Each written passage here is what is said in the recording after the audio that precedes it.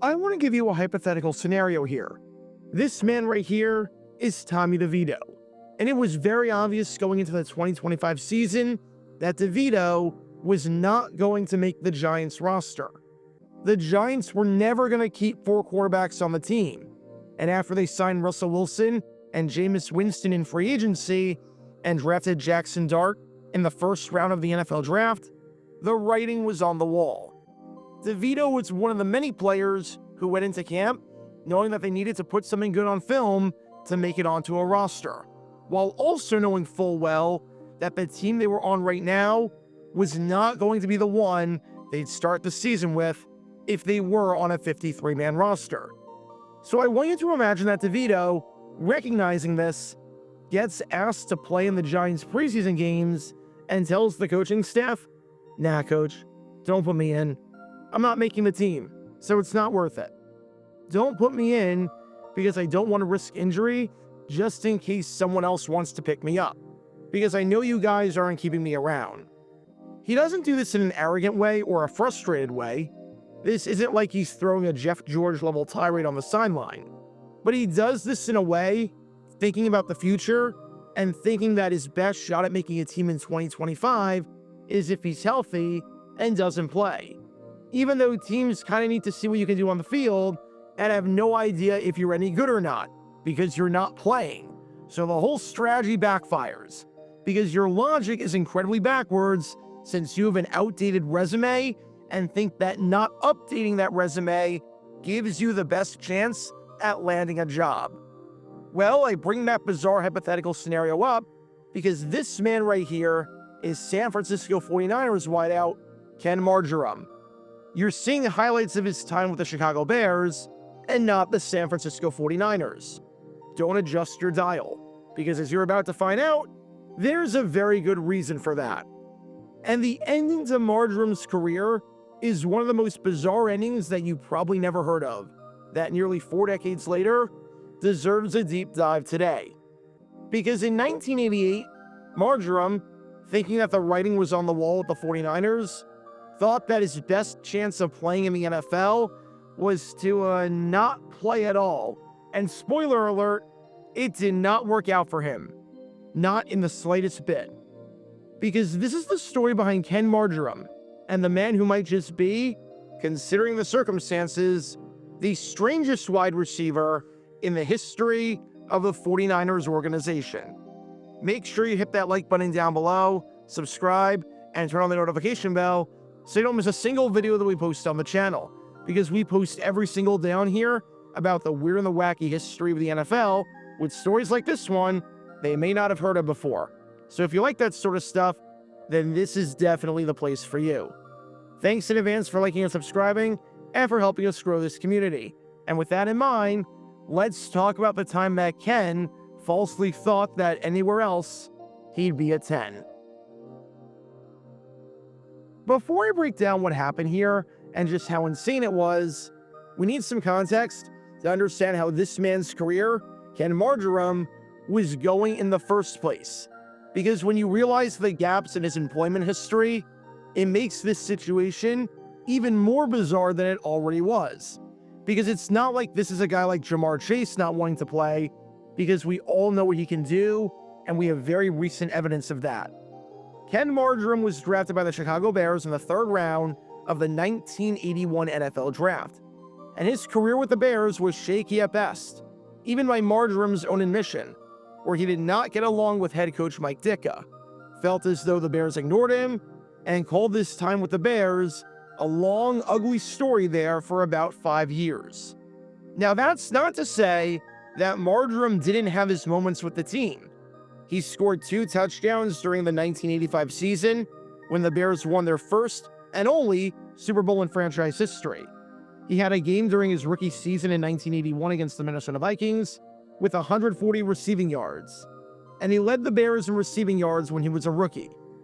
But it was clear that his time in Chicago had run its course, and after the Bears cut him midway through the 1986 season, he found a home not far from where he used to live in Fountain Valley, getting signed by the San Francisco 49ers, who were led by head coach Bill Walsh, which is relevant because Walsh used to be the head coach at Stanford in 1977 and 1978, before taking over the 49ers job in 1979. And Ken Margerum played his collegiate career at Stanford, with the first 2 seasons being under Walsh. So the two had a good relationship with each other and were tight. Maybe a fresh start and a reunion with his college head coach and the guy he had a ton of success under, as in 1978, Margerum led the conference in receptions and receiving yards, was just what Ken Margerum needed. However, the second act was not the same as the first for Margerum. In fact, it was worse. The Bears slid him further and further down the depth chart each year, and it wasn't hard to see why, because the production was falling off of a cliff. Margerum also had an injury history that derailed his career to some extent. In 1984, he tore a ligament in his left knee, which caused him to miss the entire season. He had a history of jumping up for passes and not necessarily catching them in stride, as he left his feet a lot on balls that he didn't necessarily need to. This led to a play style that, as the injuries piled up, did not translate well over time. He pulled a calf muscle in 1986 and was sidelined for most of the first half of the season before the Bears let him go. And then, in 1987, when he was on the 49ers, he missed most of the season on injured reserve with a thigh injury. The man was declining and could not stay healthy. And over the past 2 seasons, in 1986 and 1987 combined, this man right here had 3 catches for 19 yards and 0 touchdowns. In other words, the man had no production to speak of. From 1986 to 1987, Margerum ranked 538th in the NFL in receiving yards. You heard that right, 538th over the last 2 seasons. For some perspective, the man who is 538th in the NFL in receiving yards over the last 2 seasons combined, so 2023 and 2024, is Tristan Wirfs, as in a literal offensive tackle. Ken Margerum might have started off the decade strong as a rookie, but as we were nearing the end of the decade, his NFL career, especially in a deep wide receiver room like the one San Francisco had on paper, was hanging on by a thread. And prior to San Francisco playing one of their preseason games against the Los Angeles Raiders, Margerum had a talk with head coach Bill Walsh about his roster status. Margerum just wanted to see where Walsh's head was at and see what his chances were of making the team, seeing as the two had a good relationship with each other and were close friends. Keep in mind that before this, Margerum had missed a couple of weeks of practice due to a pulled calf muscle, so tack on yet another injury to the growing list of injuries plaguing Margerum's career over the last few years. And Walsh was honest and told Margerum in no uncertain terms that it was going to be an uphill battle. It was unlikely that he was going to make the team. San Francisco was going to keep 5 wideouts. They were going to keep some random guy named Jerry Rice, which seemed like a mistake on their end, as he did nothing in the NFL. I've never heard of the guy before this. They had John Taylor, their 3rd-round pick from 1987. They had Wes Chandler, the 3-time Pro Bowl wideout, who they acquired in a trade earlier in the offseason with the San Diego Chargers. They had Mike Wilson, who was the best receiver on the team in 1987 outside of Jerry Rice from a statistical standpoint, and had been a mainstay with the organization for roughly a decade. The Niners had 4 spots at wideout locked up, and there was going to be a battle for the 5th and final spot. But you had a lot of youngsters who had more potential and were healthier, so Margerum's chances of making the team were slim, and Walsh admitted as much. There was a chance, but it was a really outside chance. But like I said earlier, the preseason is a chance for you to put some tape out there and let other teams know how good you are, especially if you're a guy like Ken Margerum, who right now had no market whatsoever due to his lack of production and his injury history over the past few years. Maybe you don't make the 49ers, but you go up against the Raiders, and the Raiders see firsthand just how good you are, and they want to take a look at you when the Niners inevitably get rid of you. And let's make it very clear. You need the tape. You need the freaking tape. You had 3 catches over the past 2 seasons and seemingly had more injuries in that stretch than touches on the football. Other teams around the NFL need to know that you can still play and you can stay on the field. It's almost like if the Jaguars signed a 42-year-old kicker who used to be really good to go alongside Cam Little in training camp. Of course, Little has the job locked up, and the 42-year-old is not making the team. But you need to play and need those reps so other teams know whether or not you can kick the ball like you did back in the day. And with Margerum healthy and back from his calf injury, it was time for him to play the second half of the preseason game against the Raiders and show the NFL that he still had something left in the tank. Except, he didn't. Because in a change of plans, when Margerum found out that he was going to be playing in the second half, he had the bold strategy of telling the coaches, "Nah, I don't think I will." As Margerum said, "I had talked the week before with Bill Walsh, and I asked him what my chances were. Bill always has been straight up with me. I thought about what I was going to do. I told receivers coach Denny Green at halftime that he would be better off playing the younger guys, Chuck Scott and Guy Liggins. I figured it did not make sense to get hurt, just in case somebody else wanted me. So let me get this straight. You have durability issues, and have had durability issues for quite some time now. So your strategy to prove that you can stay on the field and help a team win games is to refuse to enter the game and not step on the field? You don't have any meaningful tape as of late.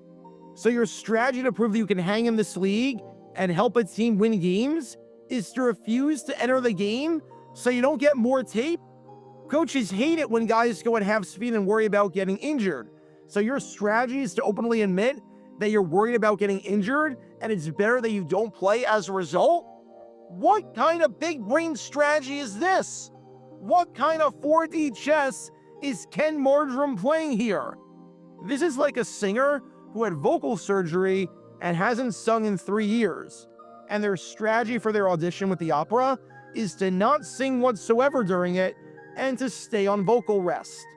I don't think it's going to work out the way you hope it will. And again, this wasn't some sort of cocky thing on Margerum's part where he was defiant and was feuding with the staff or anything along those lines. Because like I said, he was on great terms with everyone in that San Francisco organization. This was just his strategy that the 49ers don't want him. And if I don't get hurt, even if I show absolutely nothing on tape, that someone will want me.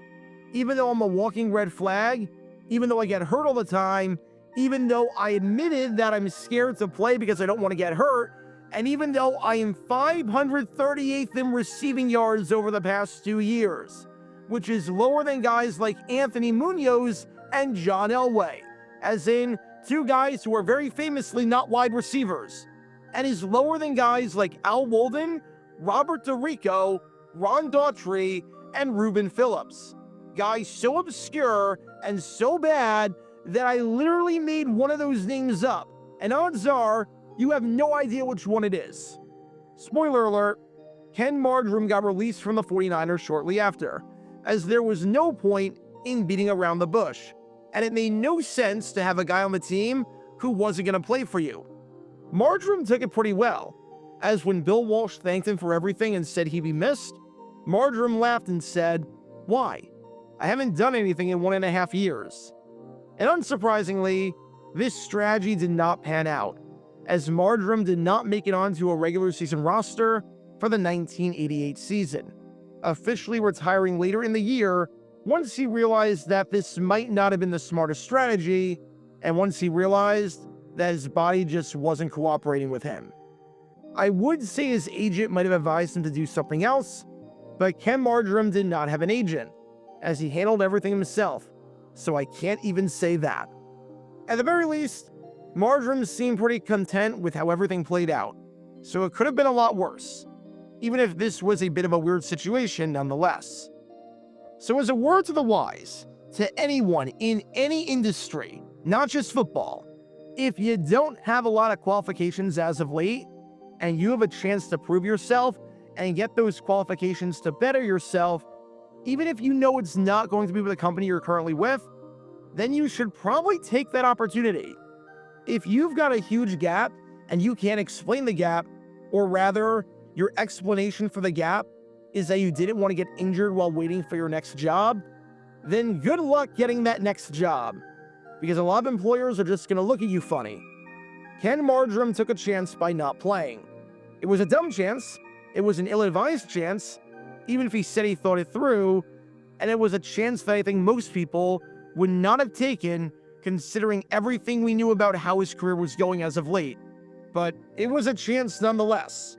And nearly 4 decades later, it deserves to be remembered today as one of the craziest and potentially dumbest forgotten risks taken by any player ever. Because in 1988, Ken Margerum misjudged the margins.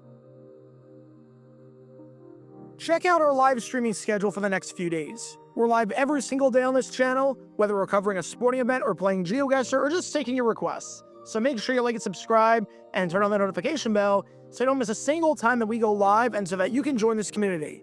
Also, thanks to all our members and our Patreon supporters who get exclusive perks like their name at the end of each video, members-only Q&A streams, and cool emojis to use on videos and during streams.